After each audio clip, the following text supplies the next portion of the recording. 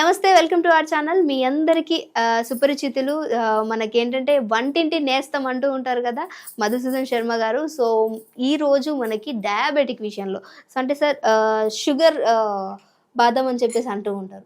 So ఇది ఎలా వాడాలి, ఏంటి అసలు, ఎందుకు డయాబెటిక్ ఉన్న వాళ్ళకి ఇది ఇంత బాగా యూజ్ అవుతుంది, అంటే దీన్ని ఏ విధంగా వాడాలనేది ఎవరికి అర్థం కావట్లేదు. అసలు దీన్ని గుణగణాలు ఎలా ఉపయోగపడతాయి, ఎలా యూజ్ చేయాలి అనేది రివ్యూస్ కోసం. షుగర్ బాదం అమ్మా, సో చాలా పాపులర్ అయిందమ్మా. నిజంగా చాలా మంచి ప్రశ్న అడిగారమ్మా. సో దైనందిన జీవితంలో మా ప్రాక్టీస్ కూడా చాలా మంది షుగర్ బాదం గురించి అడుగుతుంటారమ్మా. ఈ మధ్య కాలంలో ఒక భారతదేశంలోనే కాకుండా ప్రపంచవ్యాప్తంగా కూడా అత్యంత ఇది గుర్తింపు పొందినటువంటి షుగర్ వ్యాధికి సంబంధించినటువంటి నేచురల్ ఔషధాల్లో షుగర్ బాదం ఒకటమ్మా. బాదం అంటే అందరికీ తెలుసు, బాదం పప్పు తింటుంటాము, బాదం పప్పుని ఆహార పదార్థాల్లో వంటకాల తయారీలో వాడుకుంటుంటాము. కానీ షుగర్ బాదం అంటే ఏంటి? షుగర్ వ్యాధిని తగ్గించేటువంటి బాదం అమ్మా. కానీ మనం మామూలు వాడేటువంటి బాదం అయితేమా ఓ చప్ప ఉండగానే ఒక రకమైనటువంటి టేస్ట్ తినదగినటువంటి పద్ధతిలో ఉంటుంది. ఇది ఔషధ ద్రవ్యం కాబట్టి ఇది చేదు ఉంటుందమ్మా, చేదుగా. అందుకే దీన్ని కద్వా బాదం అంటారమ్మా. కద్వా అంటే చేదు. ఎగ్జాక్ట్లీ. బిట్టర్ బాదం అని కూడా అంటుంటారమ్మా. ఇంకోటి ఏంటంటే దీని యొక్క ప్రత్యేకత ఏంటంటే ఇది స్కై ఫ్రూట్ అంటారు. స్కై ఫ్రూట్ చెట్టు. ఓకే, అంటే ఇది ఒక పొడుగు చింతకాయ టైప్ ఉంటుంది, పెద్ద చెట్టమ్మా. సో పెద్ద పెద్ద ఫారెస్ట్ లోనే ఈ చెట్లు ఎక్కువ పెరుగుతుంటాయి. సర్వసాధారణంగా చెట్లు కాయలు కాసిన తర్వాత భూమికి డైరెక్షన్ లో ఉంటాయమ్మా. సో ఈ స్కై ఫ్రూట్ అనేది ఆకాశాన్ని చూస్తుంటుంది, పైకి చూస్తుంటుంది కాబట్టి స్కై ఫ్రూట్ అనేటువంటి పేరుతో పిలుస్తారమ్మా. దీన్ని చెప్పాను కదమ్మా, షుగర్ బాదం అని, కద్వా బాదం అని, అదే విధంగా బిట్టర్ ఆల్మండ్ అని చెప్పేసి ఇట్లా రకరకాల పేర్లు పిలుస్తుంటారమ్మా. సో మరి ఈ మధ్య కాలంలో ఒక భారతదేశంలోనే కాకుండా ప్రపంచ వ్యాప్తంగా కూడా ఈ షుగర్ వ్యాధిగ్రస్తులు వేలాది సంఖ్యలో, లక్షలాది సంఖ్యలో, కోట్లాది సంఖ్యలో పెరిగిపోతున్నారు. కాబట్టి మరి అందరికీ వీటి యొక్క అవసరం ఎంత ఉంది, మరి క్షేమదాయకంగా ఇది పనిచేస్తుందని చెప్పేసి మరి పరిశోధనల ద్వారా కూడా నిరూపితమైంది. కాబట్టి మరి చాలా మంది ఇది వాడుతున్నారమ్మా. ఇది వచ్చేసమ్మా, ఇంతకుముందు మనం చూసాం కదమ్మా, ఆ యొక్క షుగర్ బాదాము విత్తనాలు అలా ఉంటాయి. విత్తనాన్ని మనం ఒలిచేస్తే ఈ విధంగా పప్పులు వస్తాయి. ఇది ఔషధంగా వాడుకోవాలి. ఇలాంటి పప్పులు ఔషధంగా వాడుకోవాలమ్మా. సో ఈజీగా వచ్చేస్తుందమ్మా. మీరు కావాలని ట్రై చేయండి, ఎంత ఈజీగా ఇది వస్తుందో. పైన కొంచెం అట్లా కట్ చేసేస్తే లోపల చూడండి అమ్మా, చాలా సులువుగా ఉంది కదా, చాలా ఈజీగా వచ్చేస్తుందమ్మా. అలాగ వచ్చేస్తుంది అనమాట. సో ఈ షుగర్ బాదం పప్పులు మనం వాడుకోవాలమ్మా. సో దీని యొక్క ప్రత్యేకత ఏంటంటే షుగర్, ఇందులో విటమిన్స్, మినరల్స్, ఆల్కలాయిడ్స్, ఫ్లేవనాయిడ్స్, సాపనిన్స్, అనేక రకాల రసాయన పదార్థాలు ఉన్నట్టు పరిశోధనలు నిరూపితమైందమ్మా. అంటే ఒక్క దాంట్లో చాలా రకాల రసాయన పదార్థాలు ఉన్నాయి. ఈ యొక్క ఔషధం యొక్క మరొక ప్రత్యేకత ఏంటంటే ఇన్సులిన్ సెన్సిటివిటీని బాగా పెంచేస్తుందమ్మా. ఈ రోజుల్లో ఏమవుతుందంటమ్మా, ఇన్సులిన్ బాగా ఉత్పత్తి అయినప్పటికీ ఇన్సులిన్ సరిగా పనిచేయకపోవడం చేత రక్తంలో షుగర్ విపరీతంగా పెరిగిపోతుంది.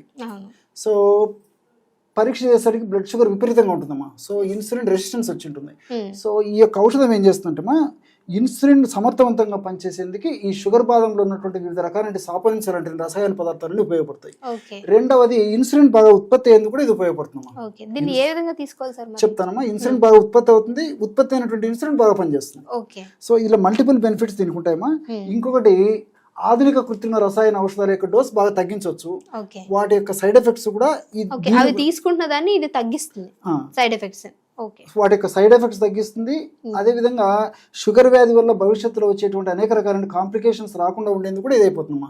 ఒక్కొక్కసారి ఎన్ని రకాలైనటువంటి ఆధునిక కృత్రిమ రసాయన ఔషధాలు వాడినప్పటికీ ఒక పట్టాను షుగర్ తగ్గదమ్మా. సో అలాంటి వాళ్ళని కూడా మేము ఎంతో మందిని గమనిస్తుంటామా.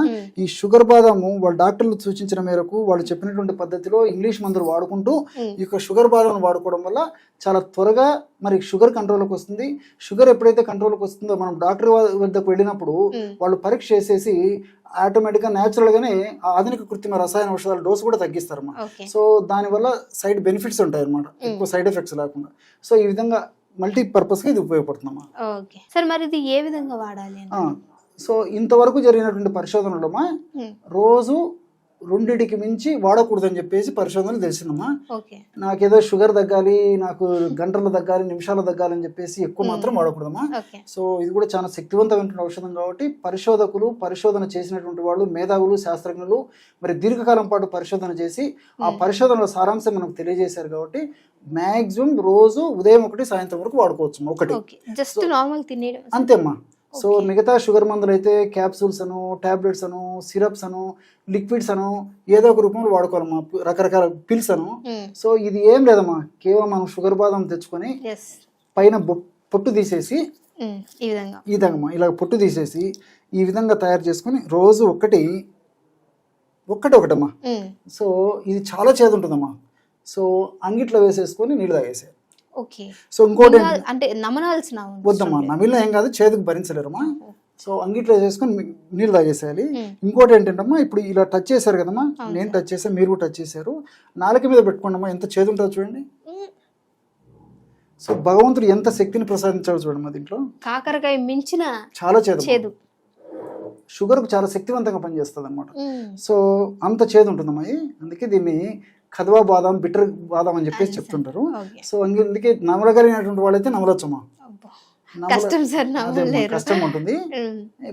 అందుకే నేను చెప్పాను కదమ్మా, అంగిట్లో వేసుకుంటే నాలుక దాటి వేసిపోతే ఇంకేముండదమ్మా. నాలుక మీదనే ఆ టేస్ట్ బడ్స్ ఉంటాయి, టేస్ట్ తెలుస్తుంది. అంగిట్లో వేసుకుని నీళ్ళు తాగితే సరిపోతుంది. సో ఉదయం ఆహారానికి ఒక అరగంట ముందు, రాత్రి ఆహారానికి ఒక అరగంట ముందు జస్ట్ ఒకటి అంగిట్లో వేసుకొని మింగాలి. సో సమస్య కొద్దిగా ఉంటే రోజు ఒక్కటి సరిపోతుంది. అంటే వాళ్ళ లెవెల్స్ బట్టి, షుగర్ లెవెల్స్ బట్టి. ఓకే. సో చూసారు కదా మన షుగర్ బాదం అంట. సో ఇది షుగర్ పేషెంట్స్ కి చాలా చక్కటి ఔషధం లాగా వర్క్ చేస్తుంది.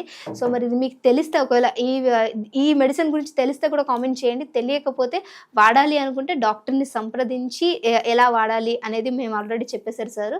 సో దాన్ని తీసుకోండి. ఒకవేళ మీ రిజల్ట్స్ మంచిగా వచ్చినట్లయితే, మీకు సాటిస్ఫైయింగ్ అనిపిస్తే కామెంట్ చేయడం మాత్రం మర్చిపోదు. ఇంకేమైనా వీడియోస్ కావాలంటే కూడా కింద కామెంట్ చేయండి. సో లైవ్లో దాని ఔషధ గుణాలతో పాటు ఎలా తయారు చేసుకోవాలి, ఎలా వాడాలని సార్ చక్కగా వివరిస్తారు. Thank you so much sir, మంచి ఇన్ఫర్మేషన్ ఇచ్చారు. నమస్తే.